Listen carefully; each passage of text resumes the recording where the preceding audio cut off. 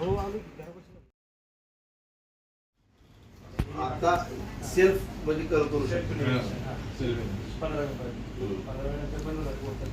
त्यानंतर पुढे लोक आपली जाऊन करणार हाऊस टू हाऊस जाणार तर ती सक्सेस होणार.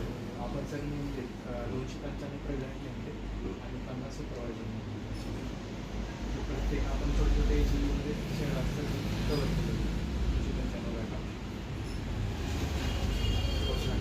ही प्रश्नाची यादी आहे ती आता आपल्याला परत ऑनलाईन भरायची टाकली बघितली की ऑनलाईन कधी मराठी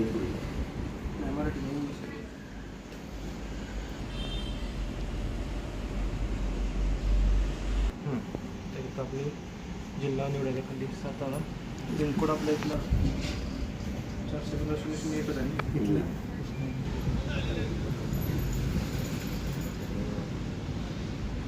गाव शहर काय गरज नाही ना.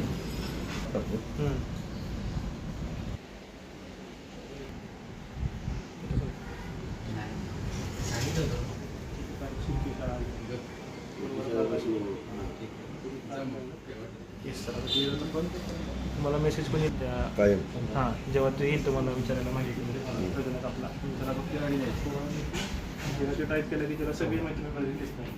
हा नंबर लागेल. हां नंबर लागेल. मी प्रथमतः सर्वांना शुभेच्छा देतो.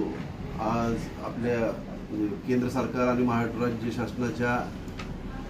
शासनाकडनं जी जनगणना चालू केली त्याचा आज पहिला पार्ट आज आम्ही इथं घरी आमच्या येऊन सर्व जनगणनेचं काम चालू केलेलं आहे. तसं ही देशातील 16वी जनगणना आहे आणि ही प्रथम पहिली म्हणजे डिजिटल जनगणना ही चालू झालेली आहे. त्याच्यासाठी स्वयंगणनेसाठी वेबसाईट आहे sccensus.government.in अशी ही साईट आहे. ज्यावर जाऊन स्वतः आपण 1 ते 15 तारखेपर्यंत ही गणना करू शकतो. मी स्वतः या साईटवर जाऊन आपली माहिती दिली की ही देता येते. तसंच 16 मे ते 14 जून हा एक टप्पा आहे जो जनगणनेचा टप्पा आहे. तो माणसं आमची घरोघरी जाऊन तिथे घराचे आयडेंटिफिकेशन तिथं करणार आणि तिथं तिचा एक टप्पा तो चालू होईल. आणि ॲक्च्युअल जी आहे ती दुसरा टप्पा जो आहे त्याचा तो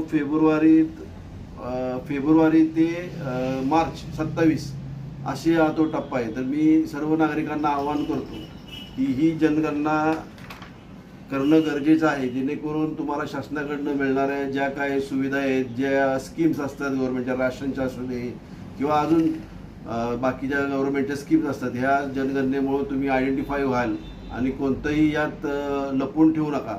जे आहे ते स्वयंघोषित सगळं व्यवस्थित द्या एवढेच सांगतो आणि थांबतो. या सगळ्या गव्हर्नमेंटच्या स्कीमचा लाभ घेण्यासाठी आपल्याला या जनगणनेत सहभाग घेऊन आपली नोंदणी करणे आवश्यक आहे. आम्ही पण केले आणि तुम्ही पण करा.